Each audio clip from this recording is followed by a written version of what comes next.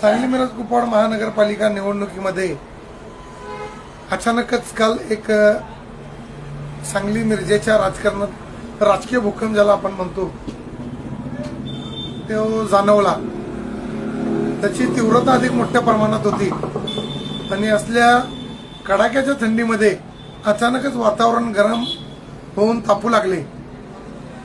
यामध्ये काल अनाहूतपणे आपण काँग्रेसचे वरिष्ठ असतील, काँग्रेस श्रेष्ठी असतील, त्यांना असं वाटलं नसेल की असा प्रकार घडू शकतो।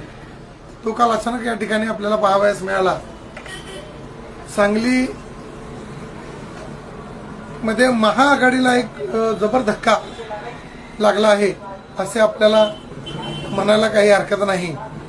एकंदरीत कालचा जो मिरज पॅटर्नने दिलेला एक धक्का होता तो मोठा होता राजकीय दृष्ट्या।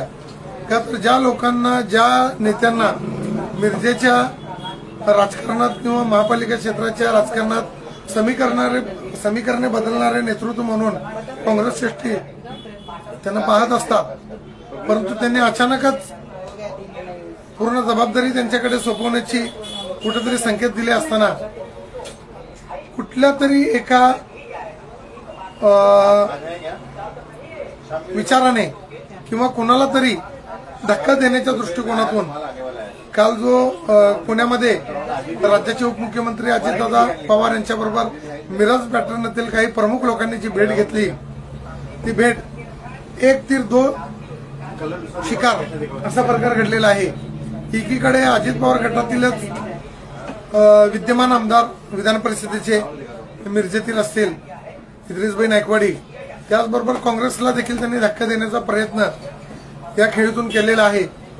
एक नाराज गट तयार होऊन त्या ठिकाणी तो गेलेला आहे आणि त्या नाराज गटातून आपल्याला आपण काही गोष्टी म्हणजे समजण्यापलीकडे किंवा त्यामध्ये जी काही तिथं प्रत्यक्षात जी काही मांडणी त्या लोकांनी तिथं दादांच्या समोर घराने जे मांडलेले आहेत त्याची कुजबूज पूर्ण मिरज शहरात होताना आपल्याला दिसत आहे। तसेच काँग्रेस नेतृत्वाला देखील हा कुठेतरी विचार करण्यासारखा आहे की ज्या बाबा लोकांकडे आपण पूर्ण जबाबदारी, ज्यांच्या खांद्यावर काँग्रेस पक्षाचं ओझं देण्याची आपण तयारी करत आहोत, तेच खांदे आणि तीच मनगट जर हात बाजूला काढून घड्याळ आपल्या हाताला बांधण्याचा प्रयत्न असतील तर त्यांची विश्वासार्हता कुठेपर्यंत आहे।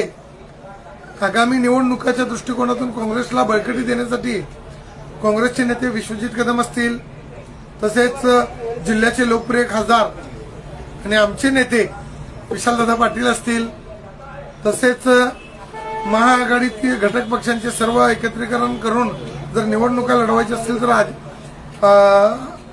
शरद पवार गटाचे आणि राज्याचे नेते जयंत पाटील साहेब असतील, त्यांना देखील कुठेतरी हा एक छोटासा विचार करण्यासारखा म्हणजे हा धक्काच आहे की बाबा आपण ज्यांचा गृहीत धरून आपण सगळी समीकरणं आखत आहोत तीच लोक अचानकपणे आपल्याकडून कुठेतरी विखुरली जात आहेत।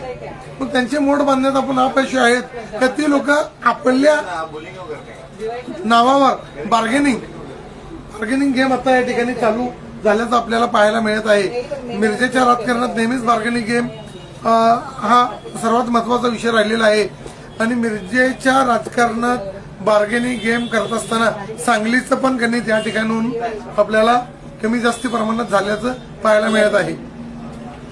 या ठिकाणी कुठंतरी एकमेकांच्या कुरघोडीचं राजकारण चालू असताना एकमेकांना धक्का देण्यासाठी या खेळी या ठिकाणी मांडलेला आपल्याला पाहायला मिळत आहे। तर आता येणाऱ्या जानेवारी आणि डिसेंबरचा जो काळ आहे त्यामध्ये आपल्याला समजून येईल की कोण किती या राजकारणावर कोणाची किती पकड आहे हे तपासण्यापेक्षा माझी एक अशी माझं मत आहे की बाबा काँग्रेसच्या शीर्षवरच्या नेतृत्वाने नव्या पिढीतील उमदा कार्यकर्त्यांना या ठिकाणी संधी देऊन पक्षाची मोड बांधण्यासाठी त्यांनी प्रयत्नशील राहावेत आणि यामध्ये जे नव्याने काही चेहरे असतील बाबा त्यांनी पूर्ण ताकदीने जर निवडणुका लढवली तर या ठिकाणी काँग्रेसला सोयीचं होईल। त्याचबरोबर अजितदादांची कालची अजित पवार गटाची जी खेळी आहे ती भाजपसाठी देखील डोकेदुखीची ठरणार आहे। भाजपच्या श्रेष्ठींनी देखील याबाबत त्यांनी मैत्रीपूर्ण लढती करणार आहेत की त्यांनी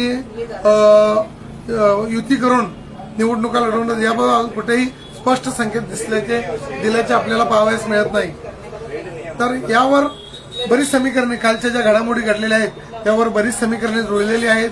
भविष्यात अजून 1 महिना म्हणजे अजून 15 दिवसच्या कालावधीमध्ये जोपर्यंत काही चित्र स्पष्ट होत नाही त्या जोपर्यंत मतदारांमध्ये कुजबूज ही आपल्याला पाहायला मिळणारच आहे. पण एकंदरीत कालचा जो झटका होता तो मोठ्या काय म्हणतात त्याला मोठा धक्का होता. किती स्केलचा म्हणता येणार नाही आपल्याला, 7, 8, 9, 10 अजून आपण सांगू शकत नाही. पण बघू, एकंदरीत सर्वांनी आता या ठिकाणी कस लावलेला आहे. नाराज होऊन अजितदादांना भेटायला गेलेल्या काँग्रेसच्या नेत्यांना काँग्रेस पक्षश्रेष्ठींकडून भेटीचे निरोप देखील येत आहेत. आता त्या अनुषंगाने आपल्याला पाहू काय होतंय. पुढच्या घडामोडींवर आपण लक्ष देऊ. नमस्ते.